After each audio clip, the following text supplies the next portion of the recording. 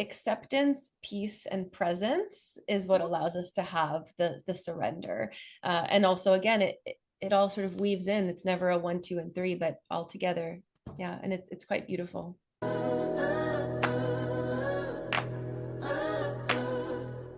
Hello and welcome back to my little spot on YouTube. Welcome to the LaCroix Show. My guest today is a healer who works with trauma and chronic stress-related challenges through a somatic, cognitive, and behavioral approach. Welcome to my show, Milana. Thank you so much for having me. I'm so excited to be here. I'm so glad to have you back again. As of course, you know, and anyone who listened to my Superpower You audio podcast knows you were on my show, and I'll link to that show in the comments here for anyone who wants to listen to it. But for today, I'm excited to have you here, and especially because it's perfect timing since you just did a rebrand on your business.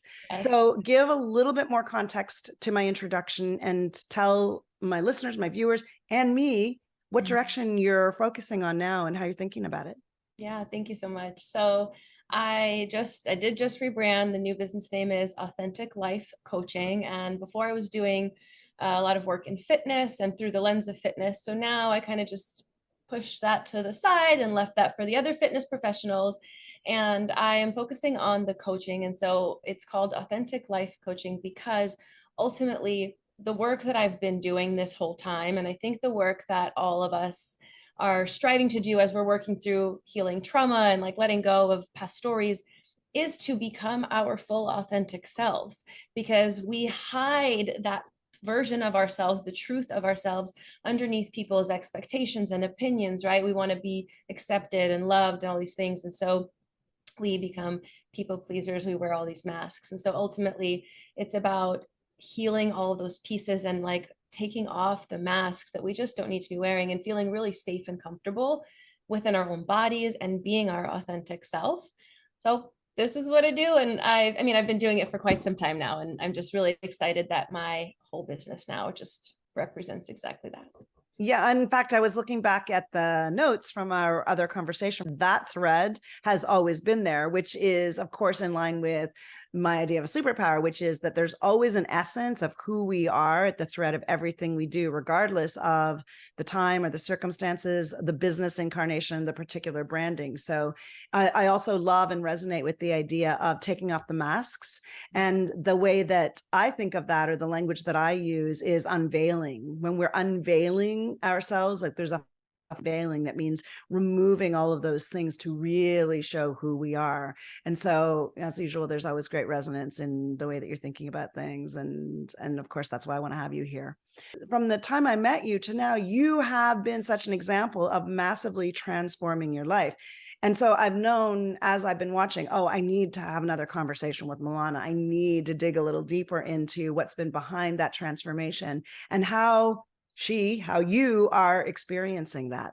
You know, for me, the way that shows up is I get enamored with people who have done things like leaving fundamentalist religions or escaping from cults or having near-death experiences, because those are things that transform people.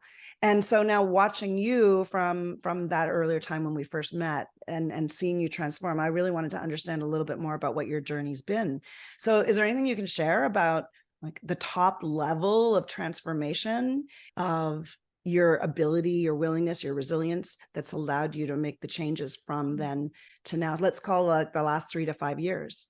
I was in an emotionally abusive relationship. And so I think part of the transformation that I think you're referring to is me leaving that relationship almost exactly 2 years ago, actually, and rebuilding my entire life from there, while also trying to run a business and all of the things that I've been doing. And I think the way I heard your question is like, what is the thing that allows me to keep going and like really make this transformation happen? And that is a really interesting question. I'm not sure that I've ever been asked that before, but what is coming to me is that I just want to live my very best life. And even when I was in college and just working part-time jobs, things that I never stay where I'm not happy. Now, there came a point in time where I felt stuck for whatever reasons, right? But ultimately I'm like, I hate it here. I am miserable. There's more to life. There's more for me. And I am somebody who likes to feel alive. Like I like to come alive, and Mm. and I will find joy anywhere and everywhere. So if you look at photographs and all the things, you would never know that that's the relationship that I was in, because I will find joy everywhere. Yeah. However, the ability to find joy is not the same as having like peace and acceptance and yeah, peace, peace in my soul. And that, I think that was what I was craving. So I said, great, I'm going to just go find it. And whatever that took, it didn't matter. I just was going to do it. So even though it's true that from the outside, especially in situations where people are in relationships that maybe aren't the healthiest for them, we don't always know that. Sometimes that can be invisible to the outside world. Even still, I would say when I think back to knowing you then and knowing you now, the difference in terms of your effervescence, in terms of your energetics, in terms of your presence in the world, in terms of the degree to which you transmit self-confidence is pretty profound.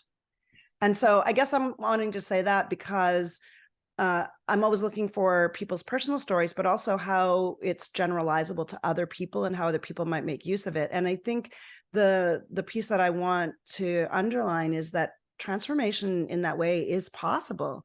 It's possible to transform from someone who is obviously a beautiful person. I always felt like such a great connection with you, but your energetic was so much different and so much more, I would say, uh, sort of suppressed. And now it's like, here you are living your best life and doing all these amazing things. And so I think that's a really powerful thing. And it shows, it's a testament to your commitment to being happy, to not being willing to stay in situations, to, I think, courage and just the possibility that change can happen. And now you're helping other people to do that. Yeah, yeah. Thank you for circling that back in, because ultimately what you're seeing now in me is the full expression of my authenticity, whereas before it was very much muted and very much dampened. And I think that's not, I think that's why the business is now Authentic Life Coaching. And it took me so long. I'm like, I don't know what I do. Am I a mindset coach? What do I help people with? How do I name it?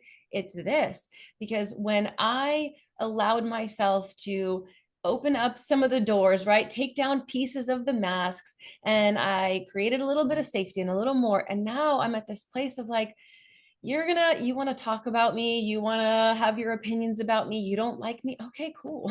Great, I really love me. And every single night when I look at myself in the mirror, I can look at myself and say, I love you. I love the way you treat yourself. I love the way you handled the day today. You're doing a great job. Whatever anybody else thinks about it is irrelevant. And that is the big difference, because the damper before was all the masks and all of the fear, right? The fear of, well, what will people think? Or, what will my partner at the time, who was very sort of suffocating, right? And was not interested in me being able to express myself to him or others. To just keeping myself very small, very quiet, even though I was this bursting beam of light. And I'm just like, here I am. Yeah, it's so beautiful, so amazing. And I am such a passionate lover of authenticity as a process and a practice, because I think for a lot of people it is a practice, even though it seems like you did really transform through it. It appears that way from the outside. I'm sure it's not that simple, because the reality is that we are always taking off the mask. We are always doing the unveiling, because it's so natural and normal and common for people to be impacted by the fear about what's going to happen from that side. How are people going to perceive me? And you wrote this post that I loved that said something like, in the past, you were someone who would make your choices based on the opinions of even people who you don't like or care about, or and how ironic that is, but how not, how common it is also. Yes. When I was working as a personal trainer, there were people, colleagues of mine, who very clearly did not like me, and I did not like them either. And, it's not that they were bad people, or it was just some people, they're not your people, and that's fine. Right.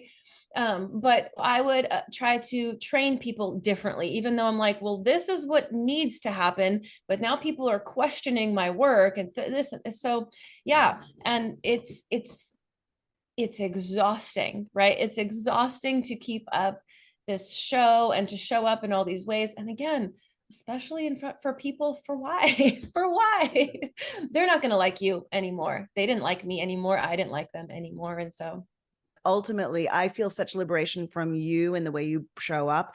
I really feel a sense that I'm going to be me, and we're going to find each other when we're the right people. Like, I'm going to show up exactly as I am, and the right people are going to come. The right people are going to gravitate. The right clients are going to show up. And there's just so much liberation in that, so much freedom, yeah. so much self-expression. Yeah. And I think you mentioned self-expression. And for me, that is such a great benefit and beauty of self-love, of freedom, of all this kind of liberation, because, you know, that's what we're here to do. Is, what did you say? Be this light beam, whatever. I love that. Yeah. Yeah, I identify as an aspiring beam of light. An aspiring beam of light. I love it. I love it. It's beautiful. Yeah. I love the way that you just said it's liberating. I think you said that word. So it's really interesting because what is liberating about that is this ability to not be attached, right? And so that is such a big key to unveiling, unlocking your authenticity, however you want to say it, because oftentimes authenticity is really scary, right? Being myself is very scary because in the past, being myself meant I didn't fit into particular friend groups. And so then the underlying fear of being self means, well, then I won't fit in and then I won't have friends, right? Or maybe if it's about clients, well, if I position myself and I say, this is the work that I do, right? Not this, not that. If I allow myself to say, here I am, and here's how I can help you. And then the clients who came to me for other reasons, right? They may leave me. Mm-hmm. So there's this attachment that we place on people and things, but the liberation is in the detachment of that, of like, I can be self, full self. And yes, whatever is aligned with me in this place is going to come. So what does that mean? That does certainly mean that what's not aligned is going to go, and it must go. But that in and of itself is also liberating. So it's in the detachment and also in the goodbye. Goodbye if you don't align, and hello to everything that does. We cannot hold on for dear life to everything that is not aligned to us and then wonder why we're miserable and then hope to somehow be able to also carry the things that are aligned for us. We're only have two hands, right? So I got to put this down so that I can embrace this, but I have to put it down. And it doesn't mean that it'll take me 10 years to go from putting it down to the next thing. It very well could happen instantly. And in fact, I've experienced that time and time again on this journey where I'm just like, you know what? I'm done with this. I don't know how I'm going to pay my bills when I close this program, but I'm done with it. It's time to move on to the next thing. And then all of a sudden it's like, oh, boom, boom, boom, program oversold. Cool. I love that. Now, what that brings up for me is sometimes I'll make a video or I'll say something on a video and then coming back to thinking, oh, I need to post this one again. And one that's been the case for me is a video in which I said, what would happen in your life if you trusted yourself? What would happen if you trusted who you are? What would happen if you trusted what you're doing, what you're thinking, everything? What would happen if you trusted yourself, who you are, what you're doing, and the world at large? My pillars, so to speak, are self-awareness, self-acceptance, self-trust, and self-love. Not necessarily in that order, although the process must begin with a semblance of self-awareness. We don't trust because we don't know ourselves, right? And that is also why we stay inauthentic, is because we're afraid to figure out who we are and we don't like it and whatever else. And then of course the acceptance piece, right? It's really hard to trust someone that you don't know, right? And think about it externally, right? Like external relationships, you meet a partner or a friend or a business, a colleague, a business partner. I don't trust you yet. I don't know you. You haven't shown me yet that I can trust you.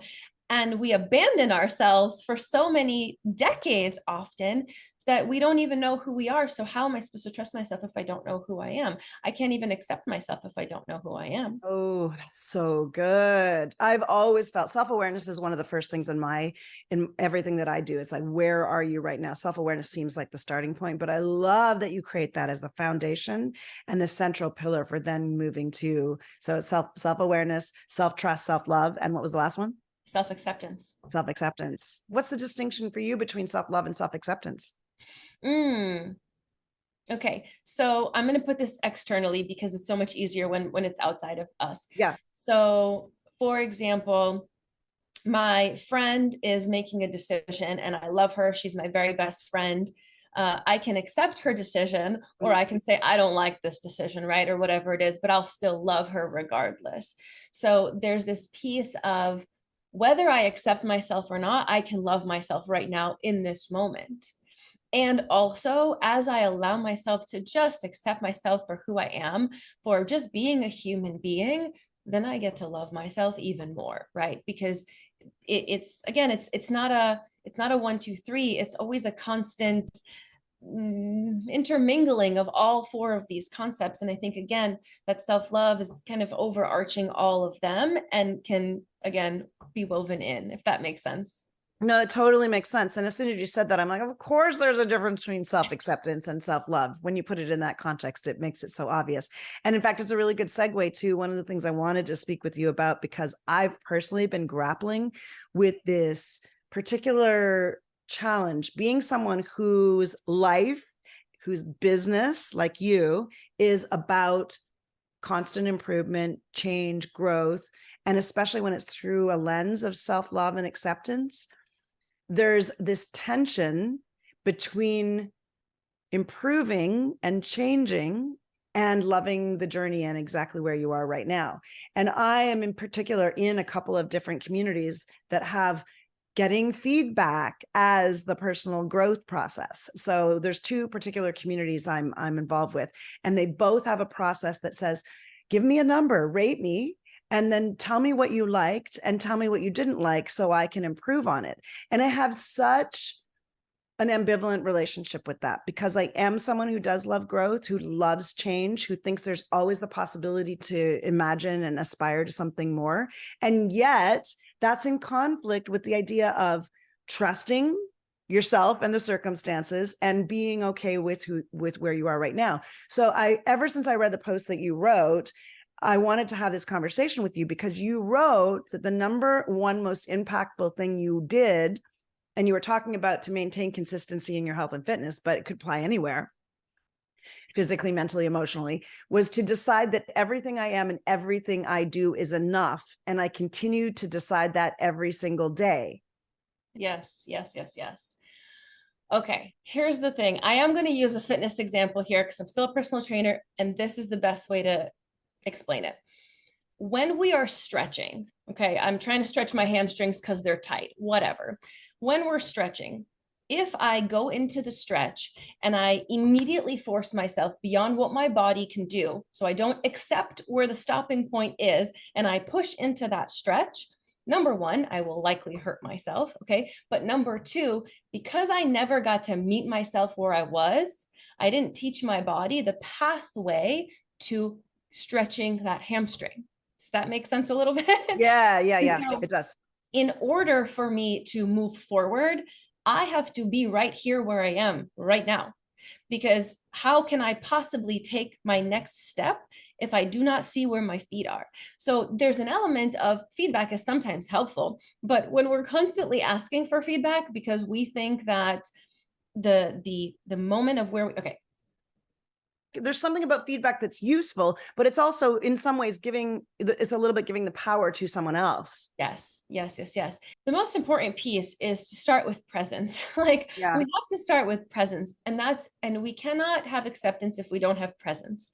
Okay, so and we cannot have growth if we don't have acceptance. It's not possible. It's just not possible. If I want to be a better singer, for example, I need to know where I'm starting and say, okay, this is where I am.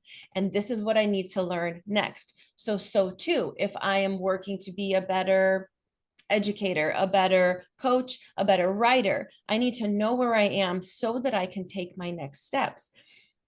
But the difference is I can shame myself about where I am, or I can accept where I am and decide that it's quite wonderful where I am and I get to grow from here. Mm-hmm. And we often think we have that inner critic voice that says, you're not good enough, you should be doing this, you should be doing that. And then when I ask clients, for example, well, how is that voice helpful? Well, because if I let go of this voice, then maybe I won't be motivated. Maybe all of my ambition will disappear suddenly.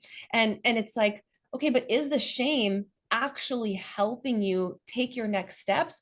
Or is it making you feel like no matter what you do, it's never going to be enough? So why should I even bother?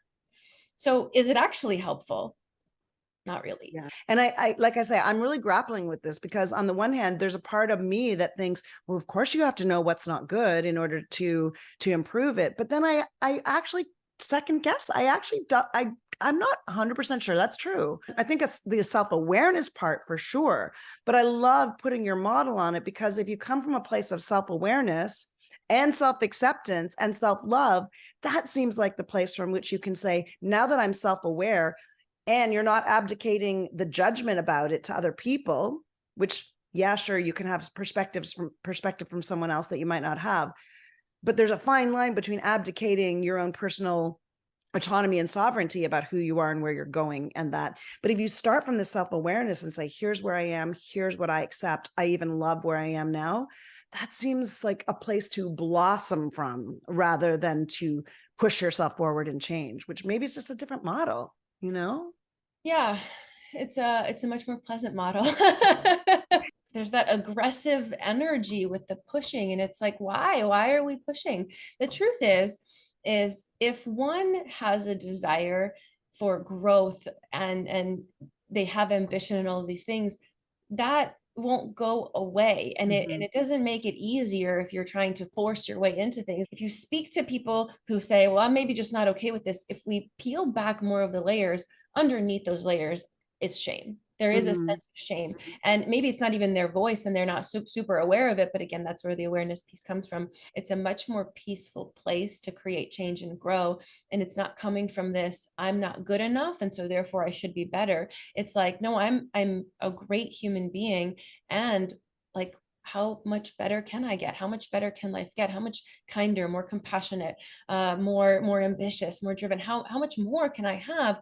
But from this place of peace, and not this place of I'll never be enough.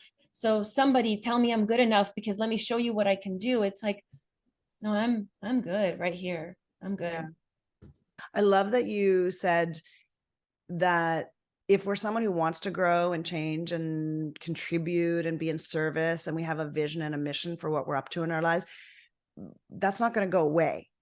And I think that comes back to what if we just trusted where we are right now is exactly perfect, and we're not going to be in the same place tomorrow and next week and the week after that because we're in service to something else.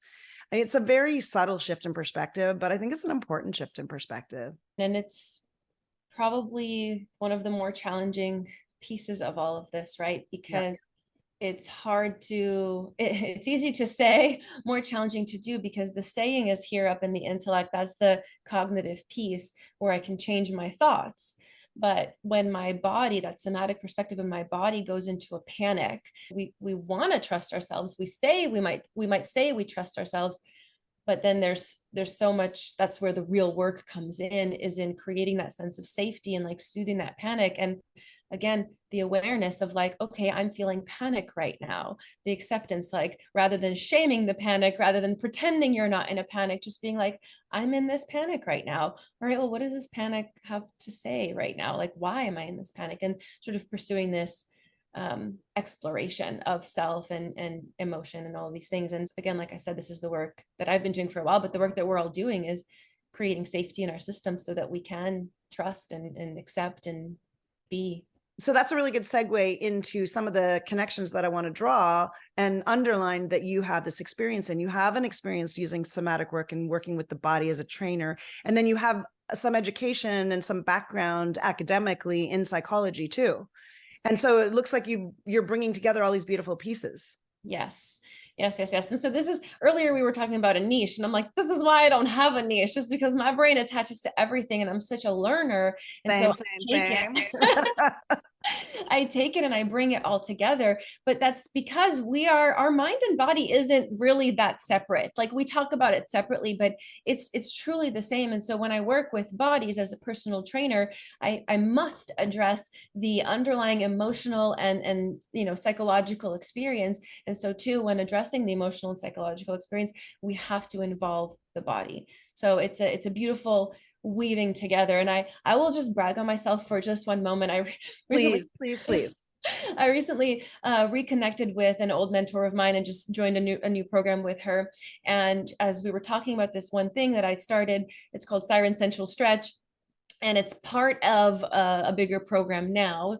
And she was referring to it, and she was like, Milana, that is a fundamental nervous system regulation tool. And I have her say that to me. I'm like, this is my mentor, my teacher, my colleague. It was quite beautiful. It's one thing when clients also experience the magic of that, but when someone who taught you lots of what you know, yes, it weaves all of the things together. It's important. We need it. Oh, totally. From what I know about the silent stretch workshop, that to me, it absolutely is a nervous system regulation. When you move your body in a sensual way, especially to music, and you're hearing the music, you're embodying what that feels like, and letting your body be the guide, that fundamentally regulates your nervous system and is such an incredible foundation for self-awareness and self-trust. Yes. So I have one rule in that class always. So it is a full stretch class. So I take them through all kinds of stretches. But my one rule is don't listen to a word I say. Listen to your body and do whatever it is that you want. Because this particular program is only for women, and there are very few spaces for women to do whatever it is that they want and also like break all the rules. And so part of it is just giving them the space and the freedom. And I'll tell you what, the program runs 4 months right now, and it takes people a solid 1.5 to 2.5 months to give themselves permission to like not follow one direction. Even uh though, yeah, yeah, and so to true.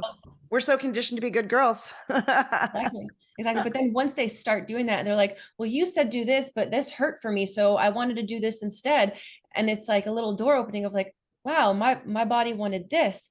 And then it's this beautiful, I just got chills. It's this beautiful segue of like, well, now I get to meet myself. I get to become self-aware and trust that I know how deep I want to go in this stretch, and so on and so forth.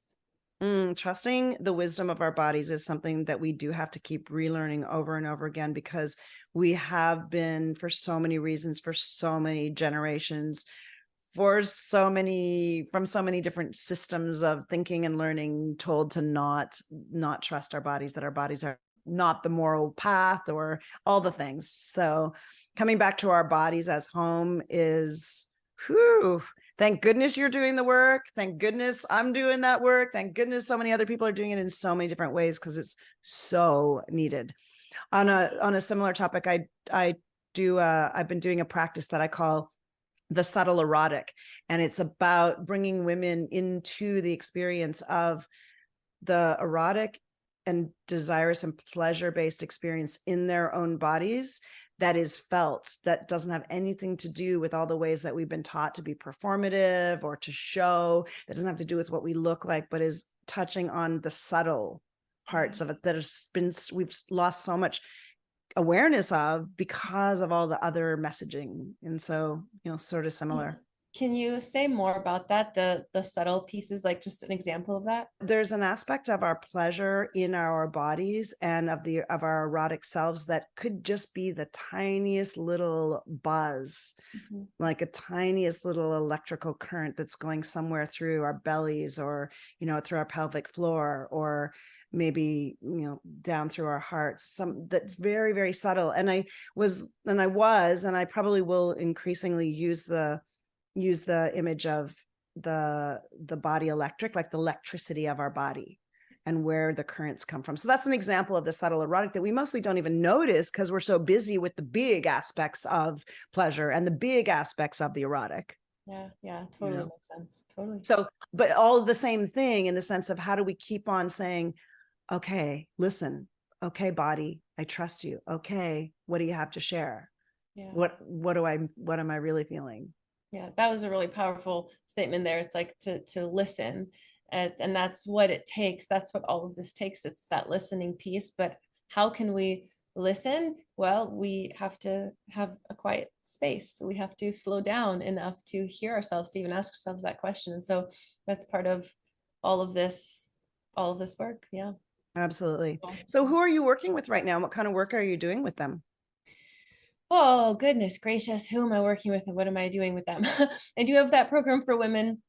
And it's basically this authenticity work, this nervous system regulation work, and then with this particular siren sensual stretch class.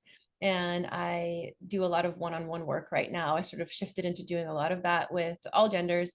I have a dream of creating a men's group. Actually, it's like not quite here yet, but it's on its way. So as I've rebranded, I am opening my work up to more than just women. I'll be launching a free vision board workshop coming up here so that we can authentically create next year. And then I'll have some other really fun things coming up in January. Also, very like a short, low key program just to meet ourselves, right? So that pillar of self-awareness. So what does it look like to meet yourself? That's where Do you the have work. a date already for your vision board workshop? Yes, it is December the 17th. Oh, okay. I'm gonna see if I can make that because I think you did it last year too, right? Yep, I've been Yeah. doing it for 4 years and it was just clients and I've been slowly like opening it up to people. And I'm like, this thing is incredible because I then do this year rather, I added in a vision board coffee hour and it was quite remarkable to see what people had come with and all of the things that they checked off of this vision board and all the ways in which they realized, you know what, that was authentic to me then, but right now it doesn't work anymore. And so I'm going to change my mind and update my vision board. So it's quite beautiful. Yeah. Amazing. That's great. What are the things that you're working with in your own life or with your clients that you think might be useful for other people? You have the pillars, but are there some things that you've learned along the way or anything you're thinking about right now that maybe could be helpful? One big element that I'm working with myself and also clients is surrender. It is surrender. And it doesn't come, that certainly does not come before awareness and before acceptance and before trust. This is certainly something that has to be built afterwards, but it is surrender to what is and letting whatever will be, whatever comes let it come, whatever goes let it go, whatever is just let it be. And this has been quite challenging and I've been working on it very intentionally since about March. And it actually started in my yoga practice because I am a fit chick, right? Like I've been working out for so long and then I show up in yoga and I'm like, I can't do this. This is new. My body doesn't understand these movements, these words, these positions. And so it was very much, you got to meet yourself where you're at, accept where you're at. Don't try to pretend that you can do this movement because you can't. And you're not building the ability to do that if you go beyond. And so it started on the mat and is extending into my personal relationships, my client relationships, my relationship with my business as a whole. And it is that non-attachment that we were also kind of talking about too. And it's quite beautiful here. I will say I love it here. Yeah. Yeah. A lot less It's stress. in my model of Artful Aging, the fourth pillar of Artful Aging is gracious acceptance. And that comes from a very similar experience and path and, life truth, which is that you can have all the things you want to change and you can do all the optimization because the pillars of mine are optimization, rebranding, reinvention, and then finally gracious acceptance. So there's grief and loss in the process of being a human and in the process of aging. And at that point, the beauty is in gracious acceptance of those things. Yes, yes. So yeah, very layered. It all goes sort of together. I kind of layer them. I'll say this and then we'll wrap up, but it's acceptance, peace, and presence is what allows us to have the surrender. And also again, it all sort of weaves in. It's never a 1, 2, and 3, but all together. Yeah. And it's quite beautiful. Share where you can be found, where people can follow you, where they can get more information about your work and your programs. Yeah, thank you. And thank you so much for having me also. Right now, you can find me on Instagram, Authentic Life Coaching Milana. You can also find me on Facebook, and I guess you'll put the links. You can find me on Facebook. And through there, you can just reach out to me. I'm also on TikTok, Authentic Life Coaching as well. But yeah, you can reach out there. And every once in a while, I'll put a link for some calls or something like that. And of course, I'll be sharing about this vision board. So it's definitely free. Totally just come and explore. It's like 2 hours long. It's going to be so much. It's going to be amazing. So there's Awesome. that. Thank you so much, Milana. And thank you to everyone who is here and who's been following along and listening and thinking on the same topics, and for all the work that you're doing in the world. If there's anything you've liked about this episode or any others, please do subscribe, hit the notification button, share with a friend. And in the meantime, you can listen to or watch another video playlist here.